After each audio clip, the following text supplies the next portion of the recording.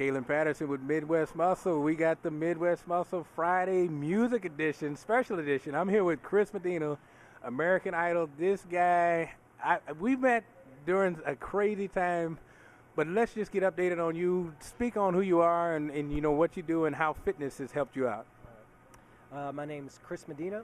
I was on American Idol for, I want to say 6 weeks. Mm-hmm. I was eliminated in the top 40. And what was happening to me during that time was my fiance was in a car accident 2 months before our wedding. And she suffered a traumatic brain injury and a small spinal cord injury. And since then, her physical limitations have been, a struggle. It's been a challenge and an obstacle. And during that time, I realized I let myself go. I was about, I'm a short guy. I'm about 5'6", barely. And at the time when I met you, I was like 236, 237 pounds. Yes. And it was not muscle. It was depression eating. It was. Well, that's a tough time. It was a tough time. Yeah. And the way I looked at it was, I could see how fast life can change in a second. And I was 20. When I met you, I was 28 at the time. Yeah. And I think I just had an epiphany. I was just like, you know what? I'm 28 years old, and I'm healthy. Some people have cancer. Some people have spinal cord injuries and brain injuries. Exactly, and you get to look at it. Why am I not taking care of myself? Why am I not doing the best that I can and just treating my body right? So within those 2 years, I started eating right. I started seeing personal trainers. I started, really taking my health and fitness seriously. Yeah. And I'm 30 years old now. It was about a year and a half of, soul searching and trying to find the right people and with the traveling. And I've lost, I want to say, I'm 196 pounds now. I think I lost like 47 total pounds. Yeah. And good pounds. I mean, it's not the I put on lean muscle. Yeah. Lost body fat percentage. So it's been a, I'm excited to see where I'll end up. I once I've started, and I can see the results. It's a new you. I don't want to stop. I can't stop. It's made traveling so much easier, and it's made taking care of my, my fiance easier. And it motivates her. It's something that she could not live without. Some of the things that she could do now. That she wasn't able to do before. You owe it all to fitness and exercise and eating healthy. It's really special. And with your singing, I'm sure it has to help with endurance. As far as when they're asking for encores, I'm sure on some traveling days that's not an easy thing. Oh, I got a story. I was on the Norwegian Idol performing a song, and this was right. I think my breaking point. I was at my heaviest, and I came out on stage. There was a huge crowd. I mean, they're into it. I'm excited. I walked to the left of the stage, then to the right of the stage. And by the time I got to the middle again, I couldn't breathe. I was out of breath.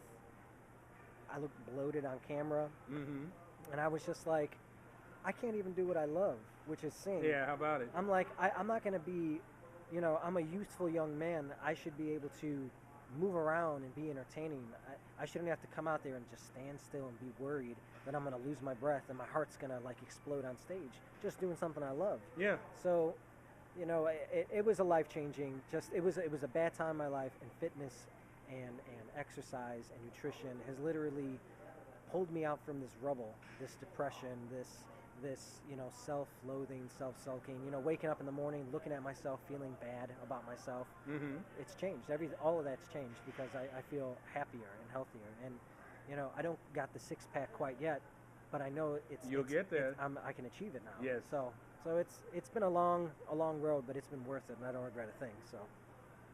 Now, we've stayed in touch over the years, and when I first met you, you were doing things and you were like, everybody understood American Idol, but they don't know that there was a life after that, other than the fans that have been following you.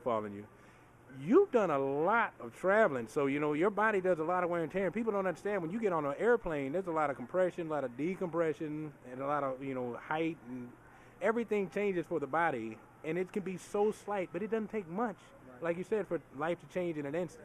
Right. Being I think the longest travel time that I've ever had is I went to Singapore, and what that was they were 13 hours ahead of us. So if it's 4 o'clock here, it's 5 o'clock in the a.m. over there. Yes. So it was a hard to get used to. 22 hours of flying and traveling. Yeah. And I was in a plane for 18 hours the first time, landed in Hong Kong, and then I went to Singapore for another 5 hours. When I landed, I had to go and do a sound check the very next day, and my body was beat. Yeah. My voice was gone, and luckily I could look back on this and see the footage, and I see how I felt, how I looked. Absolutely no energy whatsoever. My skin started to get bad. Everything was just starting to feel bad. And I just feel like what's beautiful about exercise is that you don't have to be in the United States to exercise. You don't even have to be at a gym, just to kind of keep the heart rate going, just to kind of keep your blood going and keep your body feeling fresh. A good shower, just a little bit of an exercise, a quick nap, some sleep, things like that. And now my body can handle this dynamic. Yeah. Because it's basically all over the board. And the best thing about health and fitness is that you're usually all over the board to do it. And what I appreciate and what I respect for you is that you didn't turn to drugs to say, this is what's going to get me through that tough time. Right. And it easily could have been like that too. I mean, there was a time when I saw myself, drinking more than I should have, or on a Wednesday, Thursday, Friday, Tuesday. I mean, and there was no limit to it really. Yeah. And I think even now I can tell myself, no, I wasn't an alcoholic, but that's how it starts. It was getting close. It was getting close. And I think what it was is I had a lot of friends and I had a lot of family and support saying, they didn't give up on me, meeting people like you, just going, hey man, come work out with me, I'll do something for you. And just seeing what Juliana, my fiance, goes through, and always a motivator. Oh my goodness, it's like, so I think it was just a combination, and there's just the right timing. I think it was just, I was lucky that. I don't want to say luck. I'll stop you on that one. You were ready. I was ready. Because when you were coming to me, you were coming with straight interest. You were humble about it. I'll always respect you for that, because I mean, you come with the most humble, sincere heart that I've ever seen for somebody of your stature and your background, to have so much going on and still say, I'd like help. Yeah. For people to reach out and ask for help, let you know they're willing to do what needs to be done. Because most people say, I am me and you do this because I am me. Right. And you're saying, no, I need help and I need it the best way and help me out. Yeah. And that was just real for me. Just looking for knowledge, looking for inspiration, looking for motivation, guidance. And and to hear your story, it just kind of made me go, what am I doing? Like, I'm healthy. Like I wasn't hit by a car. I didn't get into a car accident. I didn't get, develop some sort of rare disease. Right now, through the good graces of God, I'm healthy. So why am I not taking care of this vessel? You know what I mean? Why am I not doing the best I can just to take care of myself? Yeah. So you're right. I think you're right. It was just, a light bulb went off and just, I heard, hallelujah. I was like, I gotta do it, I gotta do it. And you made some serious body changes, because I mean, you put in the work. There were times when I was ready for you to fall out, and you're like, what do we got left? I'm still gonna push through. And I mean, we're gonna do that today, of course, but just the fact that you said, whatever you got, give it to me. Right. That lets you know that you're ready. Yeah, I was ready for it. I knew that if I don't know what it was that I read, but there was something that said once you feel like you've reached your max, that's when your workout begins. Yes.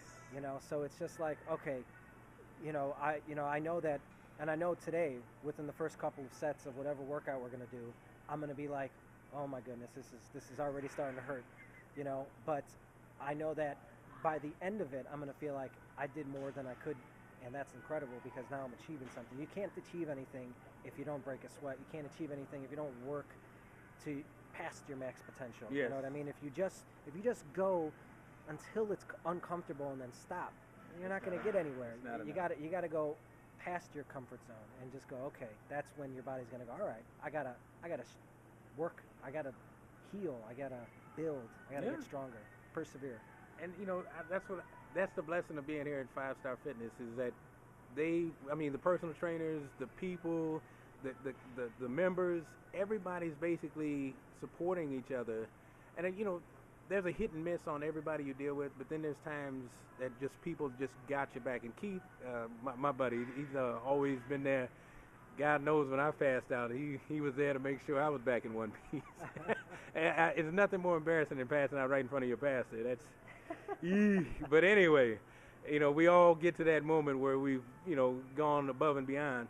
But when you start understanding, like you said, that there's so many people that don't have this chance, Right. that don't have this opportunity, what excuse can get in the way of progress when there's nothing there but your excuse? Right. I mean, there's so many people that have told me, working out's not my thing, or I don't want to get big, or I think they have these stereotypes or these false pretenses of what Mhm. working out really is, and I'm just like, hey man, look, I'm like, if you're at home eating a hamburger, watching TV, that's cool. I'm down with that. I actually like to do that. Mhm. But I mean, you could still be active, and you could still go to the gym and just better yourself, because if that's how you're going to live, you're really cutting your days short. You're not really utilizing, Exactly. your health. You're not. I mean, some of my friends already, they're overweight, they're lazy, and they don't really have the workout. They go to work, they come back, and they just stuff food in their face and watch TV, Mhm. and now they have diabetes, or they're struggling with some sort of health problem, a heart condition, some How sort about of. it? And then when I don't know, and it's tough because they're my age, Yes. and they're your friends. I'm 30 years young now. Yeah. I felt 30 years old before, and now I feel 30 Darren years Steen young. would love to hear you say that. So it feels great, and there really isn't an excuse, it really should just be kind of like a given, like, hey, look, until something prevents me from getting to the gym or walking, Mhm. then I'm going to pick up a basketball or a weight or jump on the treadmill or just change my diet a little bit. I still Mhm. get to eat great foods on my cheat days, Yes. like I don't see the problem now.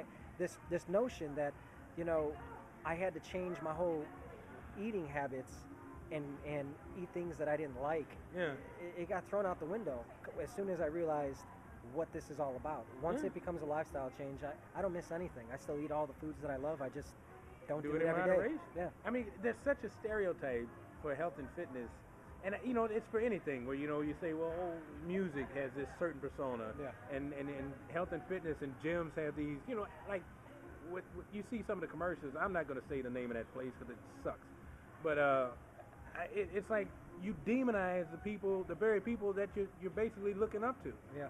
So what's up with that? But anyway, when you can see that dynamic and know the other side, then you can basically speak on it. Yeah. And you're actually growing on two different rounds where you're growing in music and in health and fitness. That's got to be a challenge in itself. Oh yeah, I mean, all those stereotypes are still there. I'll play a show, and then afterwards, people always want to celebrate. Mhm. Let's go have some drinks, and then you find yourself, okay, I have some drinks, and then after that, you're like, well, then let's go have some food, and then before you know it, it becomes a habit. Because Yes. if you're on tour, Mm-hmm. that happens. What? I mean, if you're on tour for 2 months, you're talking like 60 days worth of drinking and eating like crap. Like Yeah. So really, there's stereotypes that actually do exist in every situation, but it doesn't mean it's a mandatory thing. Like, oh, I play music, I might as well go and do drugs and drink, or Mhm. and be a womanizer. Or if I come to the gym, I'm gonna have to like take a whole bunch of supplements and get muscle bound. Mm-hmm. I don't see any one of my friends who work out and who, that They're have indulgent like muscles. that, Yeah, yeah. they don't have to. They don't have to. I mean, if they want to compete, that's fine. Mhm. If they don't and they just want to be healthy, Just that's healthy and fit. equally fine. And Keith has said that more times than people understand. If you're diabetic, if there's something going on, you can still reach a potential of health that you're not at right now. And Yeah. I don't understand when people say, because I'm so bad, I can't get better. And we all started. All of us have started bad. Yeah. And there's no good person that starts out good and gets better. You have that habit, that bad lifestyle, that's something that basically inhibits growth. And until you get to that point, like you were saying, where you just say, this is bottom for me. Yeah. It might not be bottom for you, but it's bottom for me. Yeah. And I'm not going to stay here. I'm going to get better. when you're doing all the travel, just tell some of the places that you've been, because I remember the last time it was Norway, then it was Africa. Yeah, I've been to South Africa. I've been to Okay. Germany, France, Singapore, Hong Kong. I've been to all of almost Southeast Asia. It's been incredible. Mhm. I've been in all of Scandinavia, Norway, Sweden, Denmark, Finland, and And you're a big hit over there. in Norway and Sweden, I actually have like the famous feeling, right, Mhm. where I feel like, wait a minute, I feel famous, and that's kind of cool, you know. Like, Yeah. it was everything I could imagined it would be, and then some, you know, Mhm. like the special treatment or the people who really listen to every single lyric And sing along. and sing along, and then when you go, I went and visited a hospital in Norway to sing for, you know, people who are disabled or people who are, you know, recovering from strokes and Mhm. things like that. And I walked in this lady's It's a room, life change. and she had a poster of me on her wall, and she had my CDs right there. And I walked in, and she was an English teacher, Mhm. and this is kind of a sad story, but she's an English teacher, and 2 months, you know, before I had met her, she was walking fine, she was talking, she was teaching class, and all of a sudden her MS just kicked in, Mhm. and she couldn't move anything from the neck down, couldn't even speak. But when I walked in, she was crying. I was like, oh my goodness, she was Yeah. crying. And I gave her a hug, and I'm like, I know this is bad, and she's trying to shake her head, and everyone's trying to figure out what she's saying, and her, you know, the doctors are going, oh wait, she's happy that you're here. Yes. And then, you know, she started reacting to it, and I was like, oh my God, I never had that kind of reaction Yeah. on someone in It my entire changes life. everything, man. So it really put things into perspective, and it would be disrespectful to even those people that look up to me. Mhm. I mean, I can't even begin to tell you how many people in wheelchairs, because they know my story. Yeah. They know, you know, what's happened to my loved one. Yes. It would be so disrespectful for me to just crap out on myself. Yeah, how about it? You know, when all these people who It's a can't responsibility. do, oh my goodness. And you know what? It's a responsibility that I'm so proud to have now. Amen You to know, that. like now that I'm actually working towards it, and it's become a lifestyle change. I mean, if you're looking for a quick fix and you're looking to lose weight and, you know, have a six-pack in up 2 months, I mean, good luck. You know, good luck. I mean, there are all these things out there and on TV, and they're selling all these products, and there's dancing and all this stuff. It's fantastic, Mhm. but it has to just be a lifestyle change. And Yes. it's been a year and a There's some half, work. and I got more work to do. And what's the difference now is I'm excited for the work. I'm Yes. excited for the challenge. I'm excited for the next 2 years. I'm excited to get that six-pack. Yes. I'm excited to get, you know, to I want to be there when you get oh my goodness, I and you want to will be there when you will get be. I'm excited for all of that. And you know what? Before, I couldn't even bear to get myself up out of the couch to go to the gym. You know, and when I was at the gym, I needed people like you to really be like, you need some help, buddy. Let me help you out. Yeah. You know what I mean? And that's and I hope to do that for people. And you will. Yeah. You're doing it right now. Yeah, I feel good about it. Yeah. Well, we're going to get started. I know Keith has got to get on his meals. He's probably got some people coming in that need to be trained. Thanks a lot, Keith. Chris, Yep. we got some work to do ourselves. Chris Medina, American Idol's finest, Chi-Town's best, all right? Don't be scared of him, because this man is humble in nature, humble in spirit. Keith, thanks so much for helping us out. 5-star, you're our blessing. Caitlin Patterson, Midwest Muscle. We are out.